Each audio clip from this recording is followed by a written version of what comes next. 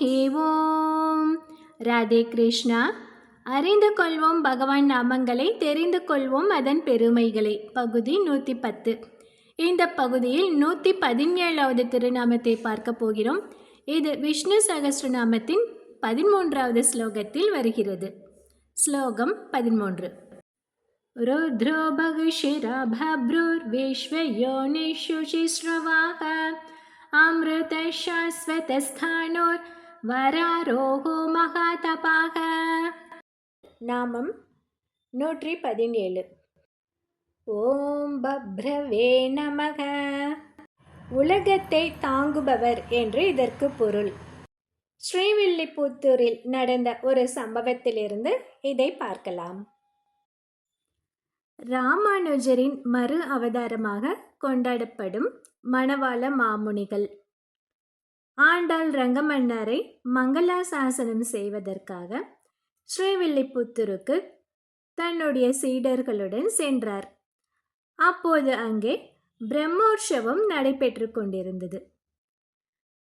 அந்த பிரம்மோற்சவத்தின் 4ஆம் நாளன்று ஆண்டாள் சேஷ வாகனத்திலும் ரங்கமன்னார் கோவர்தன கிரிதாரியாகவும் காட்சி தருவது வழக்கம்.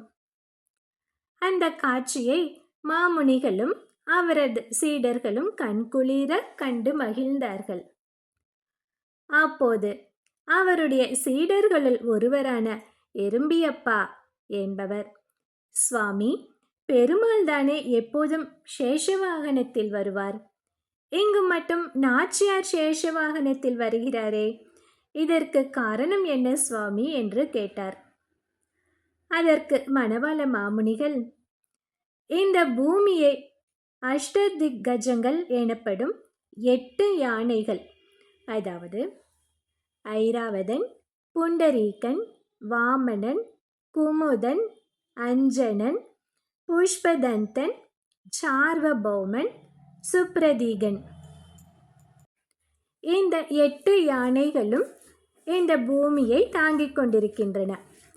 பாதாளத்தில் ஆதிசேஷன் வடிவில் விளங்கும் திருமால் அந்த 8 யானைகளோடு சேர்ந்து பூமியையும் தாங்கி நிலைநிறுத்துகிறார். அப்படி ஆதிசேஷன் வடிவில் இருந்து கொண்டு பூமியை தான் எப்போதும் தாங்குவதை நமக்கு உணர்த்தவே இங்கு பெருமாளே சேஷ வாகனமாக வடிவம் எடுத்துக்கொண்டு பூமியின் அவதாரமான ஆண்டாளை தன்மேல் சுமந்து கொண்டு வருகிறார் என்று சொன்னார். அப்போது மற்றொரு சீடரான பிரதிவாதி பயங்கரம் அண்ணா அவர்கள், அப்படி என்றால் ரங்கமன்னார் ஏன் கையில் கோவர்தன மலையுடன் காட்சி தருகிறார் சுவாமி என்று கேட்டார். இதே தத்துவத்தை விளக்குவதற்காகத்தான் என்று கூறினார் மாமுனிகள். அதாவது கோவர்தன மலை என்பது பூமிக்கு பிரதிநிதி. பூமி தேவியை எப்போதும் தான் சுமந்து கொண்டே இருப்பதை நமக்கு உணர்த்தவே பூமியின் ஒரு பகுதியான கோவர்தன மலையை சுமந்து கொண்டு ரங்கமன்னார் காட்சியளிக்கிறார் என்று சொன்னார். அப்போது மணவாள மாமுனிகள் திருமழிசை பிரானின் ஒரு பாசுரத்தை கூறுகிறார். அது என்ன என்று பார்க்கலாமா? நாகம் ஏந்தும் மேரு வேற்பை, நாகம் ஏந்தும் மண்ணினை, நாகம் ஏந்தும் ஆகமாகம், மாகம் ஏந்து வார்ப்புணல், மாகம் ஏந்து மங்குல் தீவோர் வாயு 5 அமைந்து காத்து, ஏகம் ஏந்தி நின்ற நீர்மை நின்கணே இயன்றதே என்று திருமழிசை ஆழ்வார் திருச்சந்த விருதத்தில் 6வது பாசுரமாக பாடியிருக்கிறார்.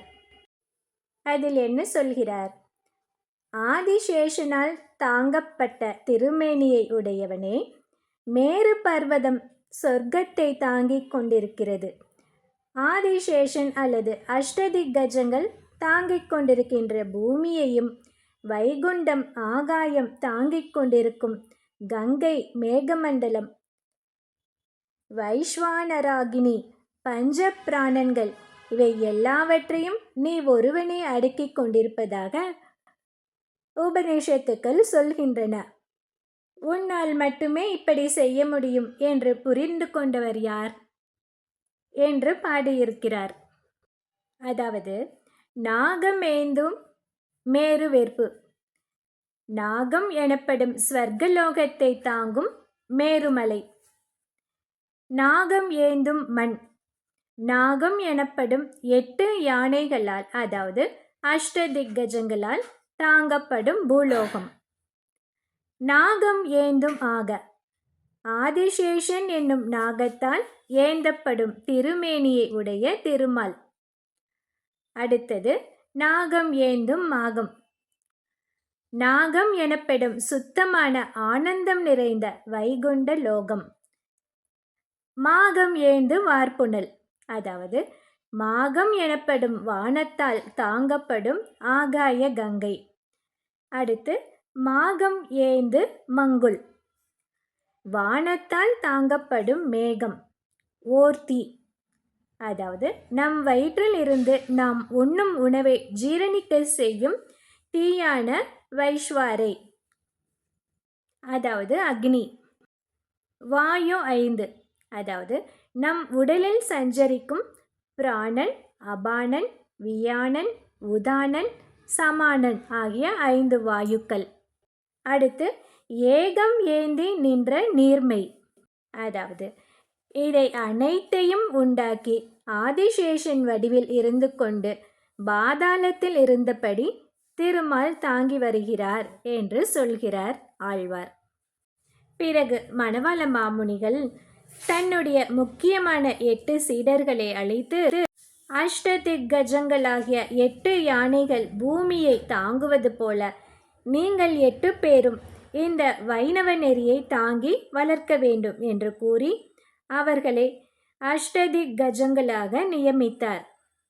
அவர்கள் வானமாமலை ஜீயர், பரவஸ்து பட்டர்பிரான் ஜீயர், திருவேங்கட ஜீயர், கோவில் கந்தாடே அண்ணன், பிரதிவாதி பயங்கர மன்னன், எறும்பியப்பா, அப்பிள்ளை மற்றும் அப்பில்லான் ஆகியோர் அந்த 8 பேர்.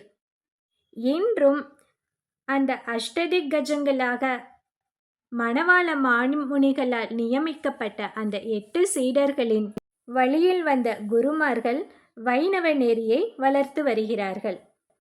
தம்முடைய சீடர்களுக்கு மாமுனிகள் விளக்கியது போல பூலோகம், ஸ்வர்கலோகம், ஆகாயம், வைகுண்டம் என அனைத்து உலகங்களையும் பாதாள லோகத்தில் ஆதிசேஷன் வடிவில் இருந்து கொண்டு திருமால் தாங்குவதால் பப்ரு என்று அழைக்கப்படுகிறார். ப்ரூ என்றால் தாங்குதல் என்று பொருள். அனைத்துலகங்களையும் தாங்குபவன் என்பதால் பப்ருஹு என்று அழைக்கப்படுகிறான்.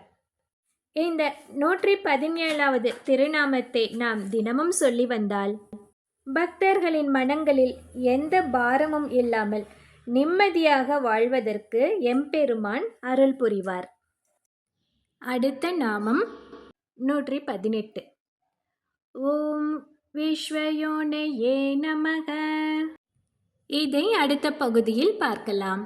ஹரி ஓம்.